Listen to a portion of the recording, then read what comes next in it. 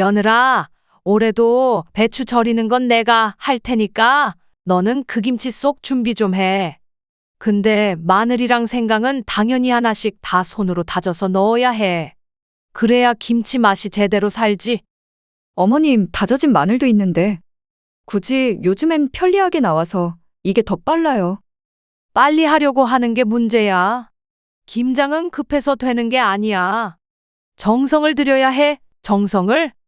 정성이 반이라니까. 정성, 해마다 듣는 얘기지만 이게 왜 그렇게 중요한지. 아이고, 또 한숨을 쉬네요. 요즘 사람들은 이렇게 하나하나 다지는 게 얼마나 중요한지 잘 모르는 것 같아요. 다들 편하게만 하려 하고 정성이 들어가야 맛이 난다는 걸 잘 이해 못하니 말이에요. 김치라는 게 그냥 대충 담가서 다 같은 맛이 나는 게 아닌데. 저도 옛날에 시어머니께 손맛이 중요하다는 말씀을 참 많이 들었습니다. 그땐 왜 그렇게 말씀하셨는지 몰랐지만 이제는 알겠더라고요. 저 며느리도 말은 안 들어도 결국엔 손으로 다지기 시작하는 걸 보면 조금은 배운 거겠죠. 그래도 저렇게 굵게 다져서야 맛이 제대로 배겠어요. 10년을 가르쳐도 아직 멀었죠. 언제쯤 내 손맛처럼 제대로 김치를 담글 수 있을지 모르겠습니다. 안녕하세요, 부엌사연 구독자 여러분. 전주에 사는 김영자입니다. 저는 김치를 담글 때마다 그냥 만드는 게 아니라 꼭 정성을 다해 제대로 담가야 한다고 생각합니다. 저한텐 명절보다도 김장 담그는 날이 훨씬 더 특별하거든요. 시어머니한테 배운 방식 그대로 절임부터 양념까지 하나하나 정성을 쏟아야 김치 맛이 제대로 난다고 믿어요. 김장할 때마다 떠오르는 말이 있어요. 가정의 질서와 행복은 여기서부터 시작된다는 거예요. 가족이 모여 앉아 먹을 김치를 담그는 시간이 저에겐 참 소중합니다. 그래서 매년 이맘때쯤이면 시어머니한테 배운 그 손맛 그대로 담아내려고 애를 쓰죠. 요즘 사람들은 쉽게 하려 하지만 저한텐 김장은 그냥 음식이 아니라 제 마음을 담은 정성이랄까요. 우리 며느리도 김장 담그는 건 좋아하는 것 같긴 해요. 같이 김장 준비할 때 보면 나름대로 열심히 하려는 모습이 보여요. 그런데 문제는 배추 절이는 방식, 배추 속에 양념을 넣는 방식, 재료 선택까지 뭐 하나 의견이 맞질 않습니다. 10년째 이걸로 갈등을 겪다 보니 매년 김장철이 오면 어쩐지 긴장부터 하게 돼요. 그래도 신기한 건 그렇게 티격태격하면서도 10년째 김장을 같이 하고 있다는 거예요. 생각해보면 서로 다른 방식이라도 함께 한다는 데 무슨 의미가 있는 게 아닐까 싶기도 해요. 한편으론 이번엔 안 싸울 수 있을까 하는 기대도 매년 해보지만 늘 쉽지가 않네요. 갓하고 부추는 내가 챙겼으니까 따로 더 안 사와도 돼. 그게요, 어머님. 저는 배에 단맛 나는 게 좋더라고요. 그래서 배를 좀 더 넣으면 어떨까 해서 챙겨왔어요. 배? 김치에 굳이 배를 넣는다고. 우리 김치는 단맛보다도 깔끔한 매운맛이 있어야 제맛이지. 우리 집 김치의 배는 너무 달지 않을까? 요즘 사람들은 그렇게 매운 것보다는 약간 단맛이 도는 걸 좋아해요. 배 넣으면 양념도 부드러워지고 감칠맛이 나서 훨씬 맛있어지더라고요. 아이고, 우리 집 김치는 그런 단맛 안 내도 충분히 맛있다니까. 이건 내가 시어머니한테 배운 방식인데 매년 이걸로도 다들 잘만 먹었어. 그래도 해마다 조금씩은 바뀔 수 있는 거잖아요. 그리고 배 말고 사과도 좀 넣으려고 했는데. 사과까지? 아니, 며느라 김치 담글 때 사과를 넣으면 금방 물러지지 않겠니? 김치가 시원하게 익어야지 사과 넣었다가 맛이 흐물흐물해질 수도 있어. 아니에요, 어머님. 제가 해보니까 오히려 사과랑 배 넣으니까 맛이 부드러워지던데요. 요즘 레시피에도 사과랑 배 넣는 거 많이 나와요. 레시피는 좋다 이거지. 하지만 우리 집 김치가 꼭 그럴 필요는 없잖니? 이 집 전통이 있는데. 어머님, 한 번만 해봐요. 제가 따로 준비한 걸로 배추 몇 포기만 넣어볼게요. 안 맞는다 싶으면 내년부턴 다시 어머님 스타일로 할게요. 그래도 가끔 변화를 주는 것도 좋잖아요? 그래, 내가 그렇게나 하고 싶다니 배추 몇 포기만 해보자고. 근데 맛이 없으면 내년엔 다시 내가 하는 대로 따라줘야 한다. 알겠지? 그렇게 하고 싶다니까 배추 몇 포기만 내 방식으로 해보라고 했죠. 그런데 글쎄, 시작하자마자 온갖 도구며 그릇이 죄다 나오고 부엌이 전쟁터가 따로 없더라고요. 저는 양념 하나 할 때도 항상 쓰는 것만 딱 꺼내서 그때그때 정리해가며 하는데 우리 며느리는 도대체 왜 이리 여기저기 널어놓는지 속으론 한숨이 절로 나오더라고요. 정리 좀 하면서 했으면 좋겠는데 직접 얘기하긴 뭐하고 참다 결국 제 손이 자꾸 나갔습니다. 도마 치우고 빈 그릇 치우고 한쪽에 쌓인 쓰레기도 정리하고 그런데 저 며느리는 그걸 눈치도 못 채고 김장만 하느라 바빴습니다. 그러다 보니 괜히 짜증도 나는 것 같았습니다. 이럴 때마다 아이고 이걸 또 같이 하려 했구나 싶은 마음이 들기도 했습니다. 아이고, 며느라, 김치 담글 때 좀 정리해가면서 하면 안 되겠니? 이게 부엌인지 전쟁터인지 모르겠다. 저도 제 방식대로 하려고 하는 건데 왜 자꾸 못하게 하세요? 저도 나름 김치 맛있게 만들어 보려고 하는 거잖아요. 아니, 내 방식대로 하는 건 좋은데 부엌이 이렇게 어지러워지니 내가 정리를 안 할 수가 없잖아. 김장이라는 게 하나씩 다듬고 정리해가면서 해야 깔끔하게 끝나는 건데 이렇게 막 널어놓으면 내가 다 신경이 쓰여서. 어머님은 맨날 자기 방식대로 해야 한다고 하시잖아요. 저도 하고 싶은 대로 한 번만 해보려는데 왜 매번 방해하시는 거예요? 어머님 말씀하시는 대로만 해야 하나요? 방해라니 내가 뭘 방해했니? 그냥 같이 정리 좀 하자는 건데 왜 그렇게 예민하게 받아들이는지 모르겠다. 그러니까요, 어머님. 저는 제 방식대로 해보고 싶은데 어머님은 왜 그걸 못 견디세요? 이왕 같이 하는 김장인데 조금 다르게 한다고 그렇게 불편하세요? 그래, 불편하다. 이렇게 엉망이 되면 불편하지. 김장이라는 게 대충 하는 게 아니고 내 방식이 괜히 있는 게 아니라고. 어머님 방식이 늘 옳다는 보장이 어디 있어요? 제 방식도 잘 될 수 있는데 한번 믿고 맡겨주시면 안 되나요? 순간 너무 강하게 말했나 싶어서 잠시 입을 닫았습니다. 그런데 그 순간 며느리 표정을 보니 좀 찔리더라고요.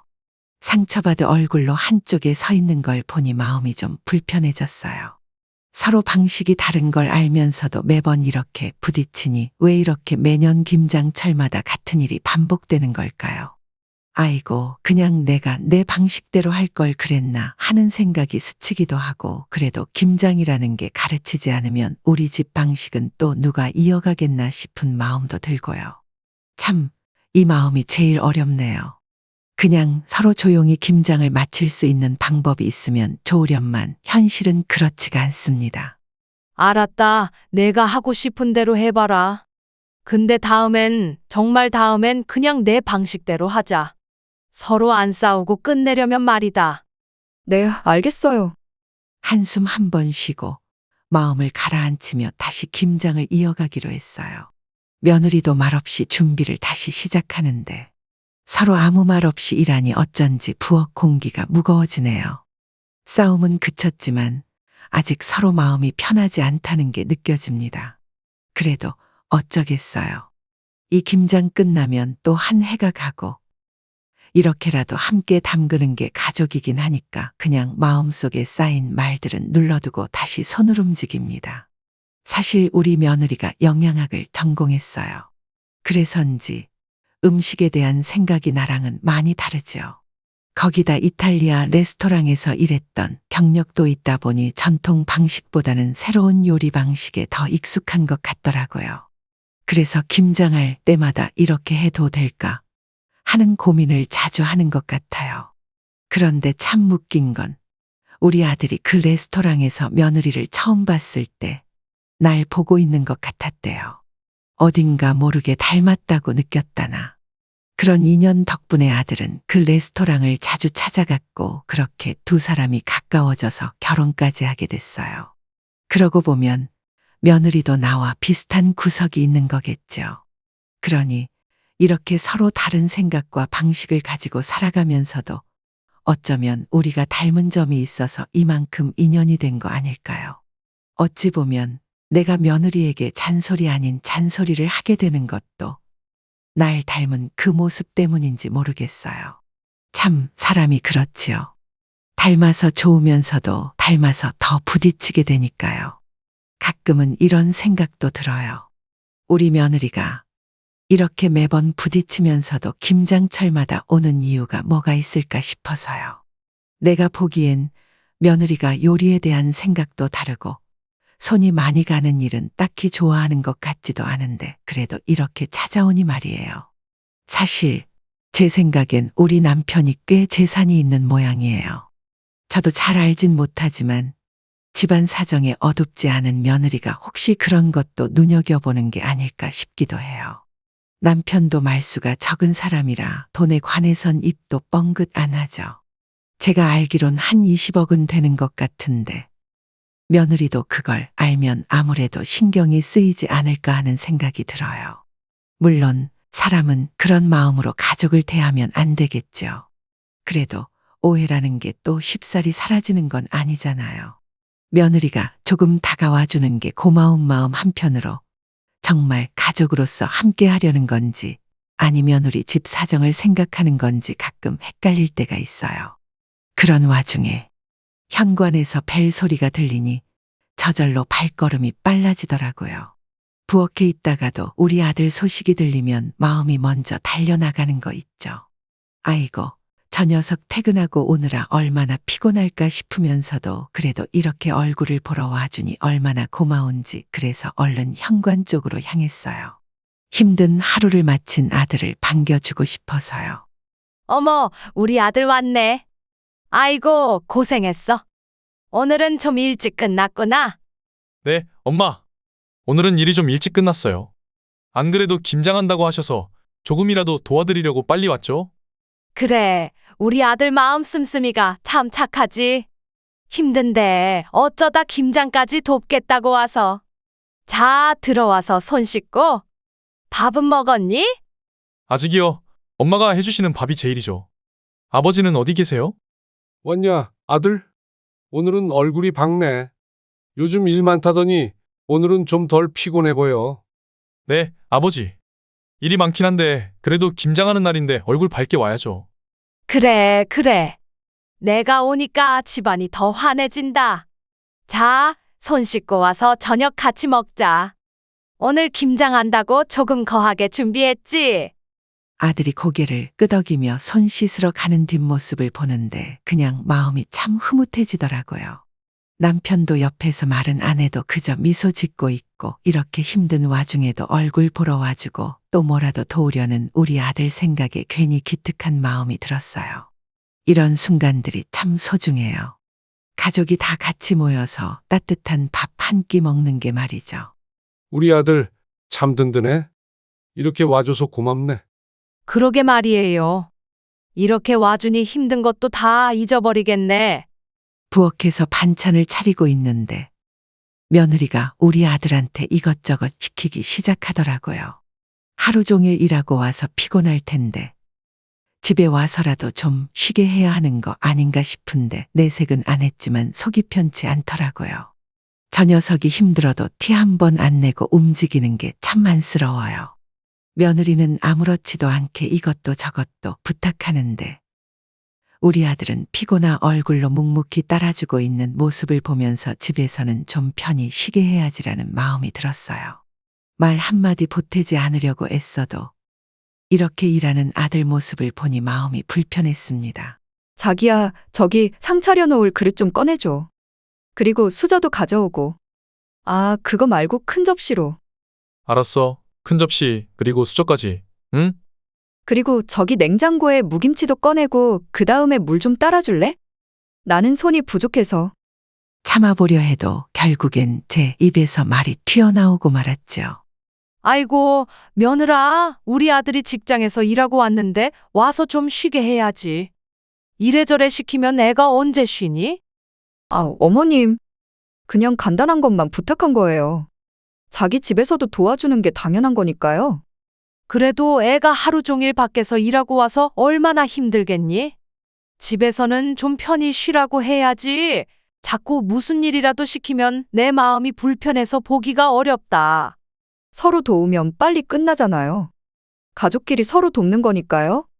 그렇다지만 내가 보기엔 우리 아들이 여기 오면 꼭 일꾼처럼 불려다니는 것 같아서 밖에서도 일하랴, 여기 와서도 일하랴, 이게 무슨 고생인지. 어머님, 요즘은 다들 부부가 같이 도와가며 살아요. 자기만 도와주는 게 아니라 저도 직장에서 일하거든요. 그러니 당연히 서로 도와야 하는 거 아니겠어요? 그래도 며느라 밖에서 일하는 것도 고되고 힘든데 집에서는 조금이라도 편히 쉬게 해주는 게 내 생각엔 더 좋지 않을까? 내가 힘들어도 그걸 다 우리 아들한테 맡기면 내가 볼 땐 마음이 좋지 않구나. 아유, 두 분 다 걱정하지 마세요. 제가 잘할 테니까요. 이제 그만하고 다 같이 식사 준비해요.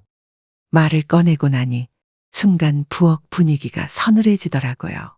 며느리는 아무 말 없이 살짝 언짢은 얼굴로 상을 차리고 있고 저도 모르게 표정이 굳어졌어요. 아들이 중간에서 상황을 풀어보려 애쓰는 게 느껴지는데 그 모습조차 안쓰럽기만 하고 참 이게 다 뭐라고 생각이 들었습니다. 말 한마디 했을 뿐인데 이렇게 분위기가 무거워지니 괜히 마음이 더 불편해졌어요. 서로 다른 생각을 가지고 사는 게 당연한데도 가족이라서 더 부딪히는 걸까요? 이 부엌 공기마저 무거워진 것 같아 참 답답했습니다. 가족들이 둘러앉아 조용히 식사를 시작하는데 아까 그 일 때문인지 분위기가 좀 어색하더라고요. 말 한마디 없이 숟가락 소리만 들리니 속으로 아이고 이래서야 무슨 가족 식사냐 싶은 생각이 들었어요. 그때 남편이 우리 아들한테 조심스레 말을 꺼냈습니다. 요즘 경제가 참 어렵다는데 너희 회사는 괜찮은 거냐? 다들 사정이 안 좋아서 사람들 힘들다고들 하더라. 아, 네. 어려운 건 사실이에요, 아버지.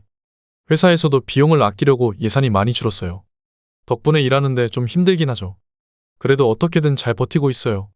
그래도 너무 무리하지는 말아라. 내 건강이 가장 중요하잖니. 괜찮아요, 어머니. 아직 젊으니까 이 정도는 괜찮습니다. 다들 힘든 시기니까요. 이왕 들어간 자리에서 버텨봐야죠. 그래, 요즘 젊은 사람들도 참 고생이 많구나. 그래도 내가 잘 버텨주니 아버지가 참 든든하다. 힘들면 언제든 얘기해라. 가족이 있는 게 그런 거 아니겠냐? 아버님, 그럼 이참에 재산을 조금 물려주시는 건 어떠세요?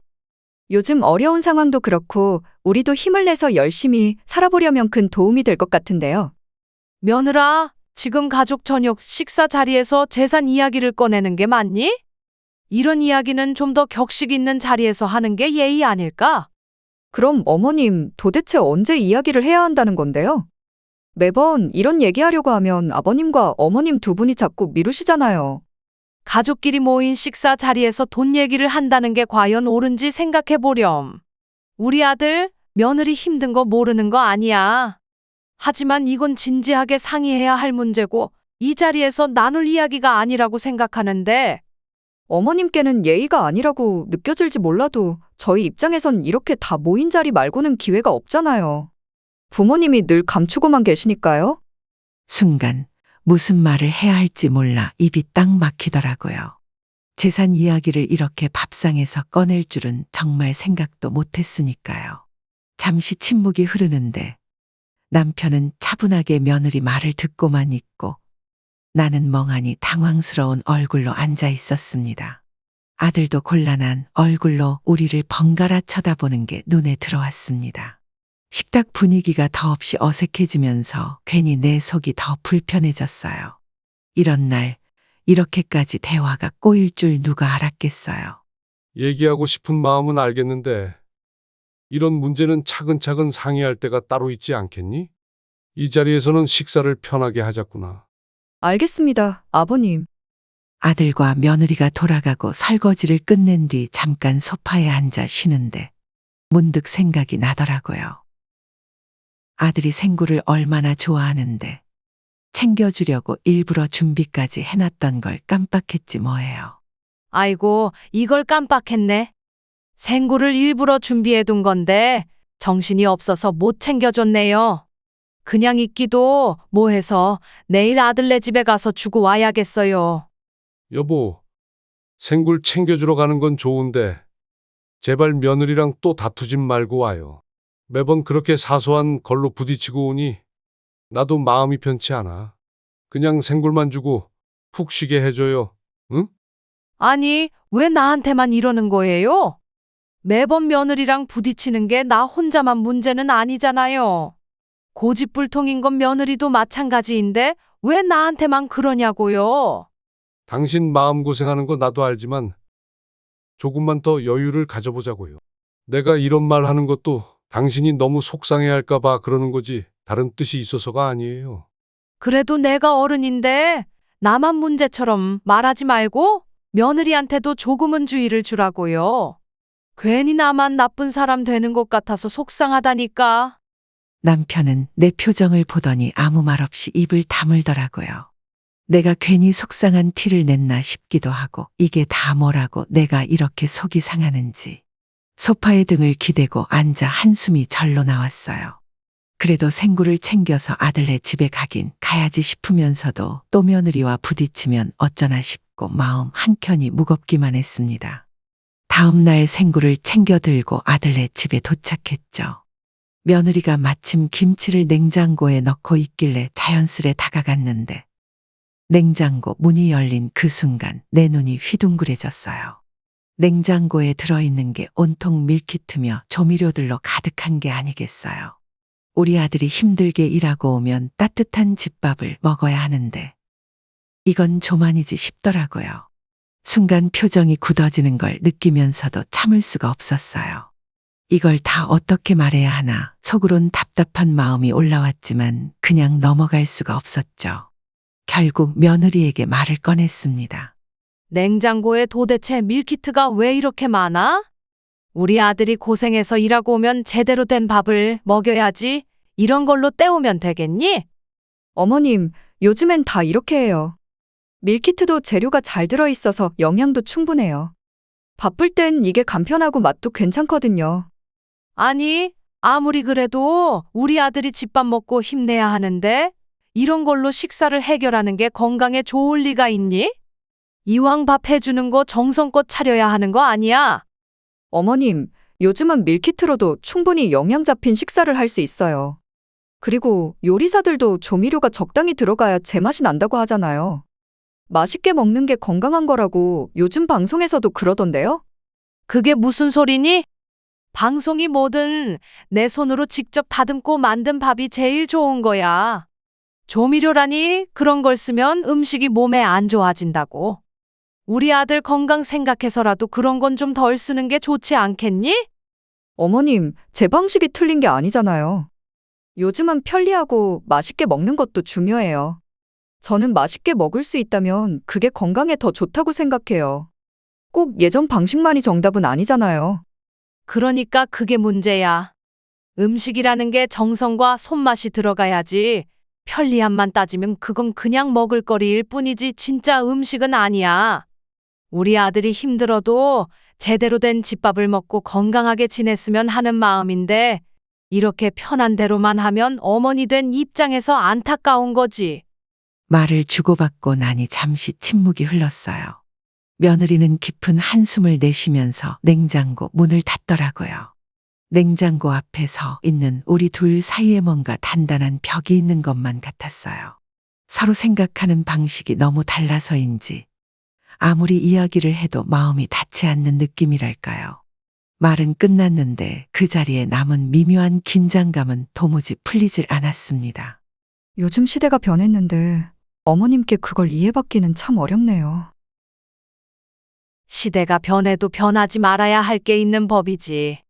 집으로 돌아오는 길에 머릿속엔 그 말이 계속 맴돌았어요.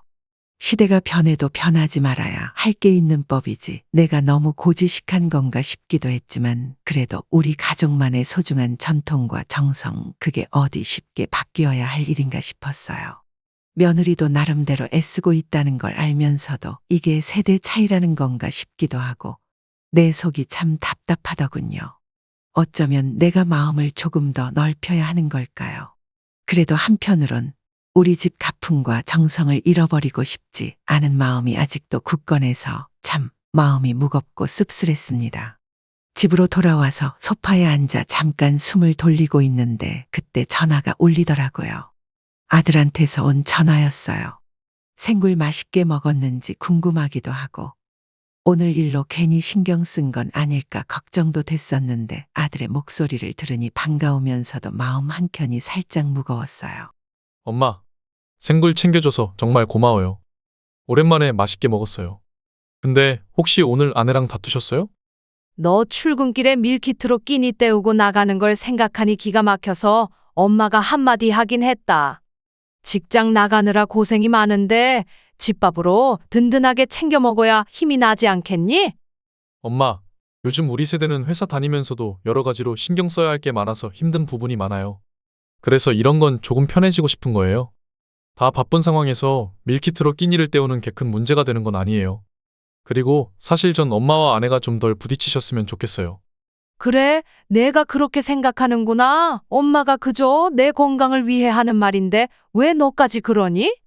내가 너 건강 생각하는 게 잘못이니? 아내가 편한 대로 하는 것도 그렇다 치지만 너까지 엄마한테 이러면 엄마 마음이 어떻겠니? 엄마, 그게 아니에요. 저도 엄마 마음 이해하죠. 그런데 요즘엔 저희도 여러모로 바쁘고 힘들다 보니 그냥 서로 조금씩 이해하고 지내자는 거예요. 알겠다. 알겠어. 그래도 아들이 엄마 마음을 조금이라도 이해해 주리라 기대했는데 내 말 들으니 며느리가 더 서운하게 느껴지네. 내가 잘 챙겨 먹고 건강해야 내가 마음이 놓이지 않겠니? 아들 말을 들으면서도 마음이 쉽게 풀리질 않더라고요. 이게 다 내 건강을 생각해서 하는 말인데 너마저 그런 식으로 나오니 참 서운한 마음이 가시질 않았습니다. 전화를 끊고 나서도 속이 답답하고 괜히 서글퍼지더군요. 아들마저 내 마음을 몰라주니 며느리가 더 미워지는 것 같았어요. 내가 너무 예민한 걸까요? 그래도 가족 생각하는 이 마음을 아무도 이해해 주지 않는 것 같아 한층 서운해지는 밤이었습니다. 며칠이 지나고 남편이 아들에게 땅을 물려주겠다고 하니 아들과 며느리가 한마음으로 좋아하는 모습을 보게 됐어요. 아들이 기쁜 얼굴로 정말 감사합니다라며 인사할 땐 나도 덩달아 마음이 따뜻해지는 듯했죠. 저 녀석이 참 든든하게 살아가겠구나 싶은 생각에 흐뭇하더라고요. 그런데 며느리가 환하게 웃으며 기쁨을 감추지 못하는 모습을 보니 왠지 마음 한구석이 찝찝해졌어요. 조용히 곁에서 기뻐해줘도 좋으련만 큰 힘이 될 거예요. 정말 큰 복이에요라며 고마움을 드러내는 게 뭐 그리 불편하게 느껴지는지 제 마음도 참 알다가도 모르겠어요. 내 아들한테 힘이 되는 게 기쁜 일이긴 하지만 저렇게까지 좋아하는 걸 보니 괜히 뭔가가 걸리는 거 있죠. 내가 너무 예민한 걸까요? 아무리 웃어보려 해도 속으론 은근히 씁쓸한 기분이 드니 이게 다 나만의 걱정이겠지 싶으면서도 쉽게 떨쳐지질 않네요. 아들이 이런 내 마음을 알까 그저 속으로만 사귀고 말아야 할지 참 마음이 묘하게 쓰입니다. 재산 증여는 절차대로 잘 마쳤습니다. 그런데 밀키트 생각에 아들에게 반찬이라도 챙겨주고 싶은 마음이 들더라고요. 그래서 며느리에게 전화를 걸었죠. 반찬을 준비해 두었으니 얼른 가져가라고 말하고 싶었어요. 그런데 전화를 받질 않네요. 무슨 일이 있나 싶어 몇 번 더 걸어봤지만 여전히 연락이 닿질 않았어요. 1시간이 지나서야 며느리에게서 연락이 왔는데 그 기다리는 동안 마음이 왜 그리 묘했는지 모르겠어요. 이제야 전화가 됐구나. 한참 전부터 전화했는데 어머님, 죄송해요. 전화를 못 받았네요. 지금 백화점에 있어서요. 이번에 남편과 해외여행 가기로 해서 옷이랑 준비물 좀 챙기고 있었어요. 그런데 무슨 일이세요? 그래, 여행 준비라니 바빴겠구나. 다름 아니라 반찬 좀 가져가라고 하려던 거였어. 반찬을 챙겨놨으니 오갈 때 들러서 가져가렴. 네, 어머님. 그럼 쇼핑 끝나고 집에 들를게요. 감사해요. 며느리가 그래도 눈치껏 한두 시간 내에는 올 거라고 기대했는데 전화한 지 5시간이 지나고 나서야 반찬을 가지러 왔습니다. 그것도 집에 들렀다 온 게 아니라 백화점에서 바로 온 것 같았습니다. 며느리가 쇼핑백을 들고 들어오는데 자연스레 눈길이 가더라고요. 혹시 남편에게 줄 선물이 하나쯤 들어있진 않을까 내심 기대도 했죠. 그래도 고마운 마음이 있다면 작은 거라도 챙겨왔겠거니 했는데 아무리 봐도 그런 포장은 없었어요. 마음 한켠이 조금 허전해지는 기분이 들더라고요.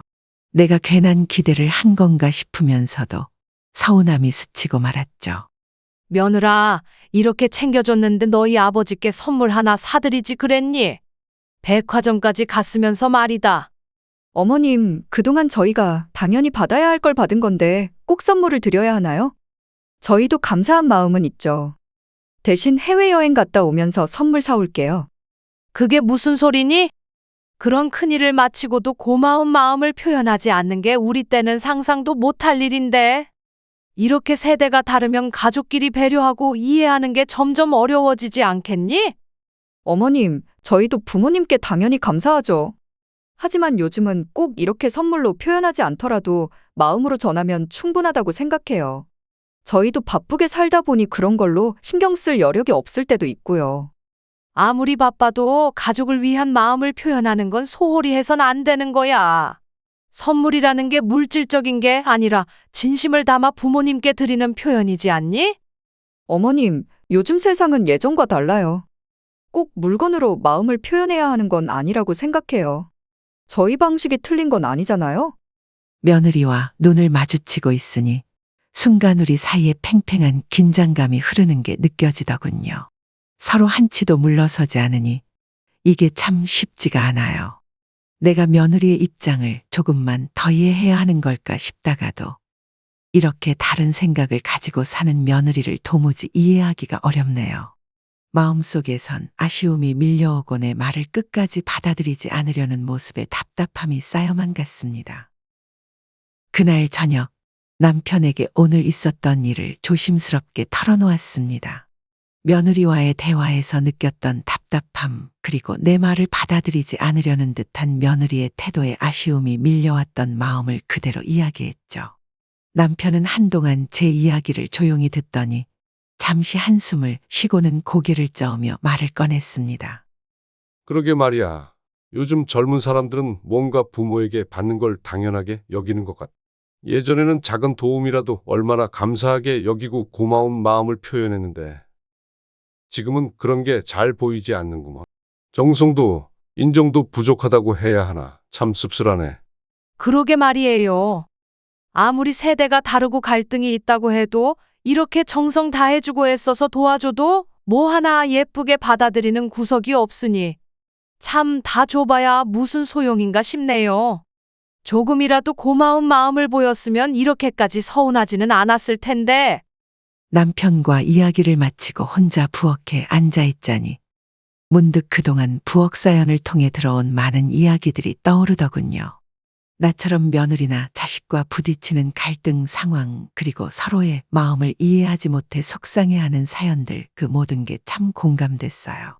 세대가 바뀌어 갈등이 생기는 것은 어쩔 수 없다고들 하지만 때로는 그걸 바로잡고 싶어도 잘 되지 않으니 속상할 때가 많죠. 사실 사연을 듣다 보면 비슷한 고민을 가진 어머님들이 많아요. 각자의 이유로 결정을 주저하고 아쉬워하면서도 쉽게 방향을 잡지 못하는 마음들이 느껴지곤 합니다. 누구나 한 번쯤은 자식과의 관계에서 속상한 일을 겪지만 그럼에도 어른으로서 참고 지나가려는 게 우리 세대의 습관이자 책임처럼 느껴지기도 하고요. 하지만 그런 애쓴 마음들이 언제까지나 인정받을 수 없는 것은 아닐까. 이제는 그런 생각도 들게 되더군요. 그래서 문득 우리에게도 우리만의 기준이 필요하다는 생각을 했어요. 아이들한테 맞추려 애쓰는 것도 중요하지만 결국 우리가 행복해야 아이들에게도 좋은 영향을 줄 수 있는 거겠죠. 남편과도 이런 이야기를 나누면서 결국 아이들이 커서 그들만의 삶을 살다 보면 또 그들 역시 다음 세대와 부딪힐 날이 올 거라는 걸 깨닫게 됐어요. 우리처럼 고민하고 갈등하는 시기가 찾아오겠죠. 세대의 차이란 게 언제나 반복되니까요. 그래서 남편과 결정을 내렸어요. 더는 우리의 노후나 가진 것들에 대해 자식들에게 신경 쓰기보다는 남은 인생을 우리 자신을 위해 살기로요. 우리도 그동안 자식들 뒷바라지하느라 고생했으니 이제는 우리가 더 행복하게 살 권리도 있지 않겠어요. 남편도 동의해 주더라고요. 앞으로는 증여 같은 일에 연연하지 않고 우리가 즐기고 싶은 일, 하고 싶은 걸 하면서 우리만의 시간을 보내자고요. 그럼 이제 아들 반찬도 안 해줄 거냐고요. 아니요, 그건 또 다릅니다. 제 아들이니까 늘 건강한 밥상을 차려주고 싶은 마음은 변하지 않아요. 그래서 김장도 여전히 제 방식대로 정성껏 담가서 주고 좋은 반찬도 만들어 챙겨줄 겁니다. 하지만 이제는 아들이 그걸 단순히 편하게 여겨도 괜찮아요. 저는 그저 아들에게 기억될 수 있는 정성을 다한 어머니로 남고 싶으니까요.